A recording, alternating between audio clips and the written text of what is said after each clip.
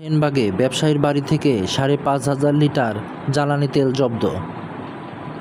নোয়াখালীর সেনবাগ উপজেলায় ইমতিয়াজ ভুঁইয়া নামে এক ব্যবসায়ীর বাড়িতে অভিযান চালিয়ে ৫,৫০০ লিটার জ্বালানি তেল জব্দ করেছে ভ্রাম্যমাণ আদালত।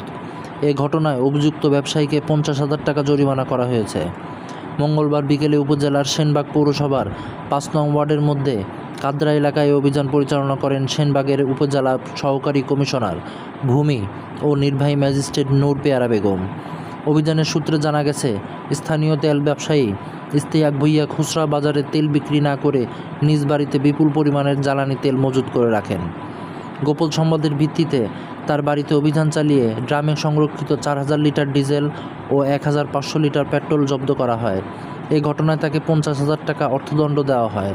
সেনবাগ উপজেলা সহকারী কমিশনার ভূমি ও নির্বাহী ম্যাজিস্ট্রেট নূর পেয়ারা বেগম বলেন, জব্দ করা তেলগুলো পরবর্তীতে মাইকিং করে সাধারণ ক্রেতাদের কাছে বিক্রি করা হবে। অবৈধ মজুতদারদের বিরুদ্ধে এ ধরনের অভিযান এখন হতে অব্যাহত থাকবে। ধন্যবাদ।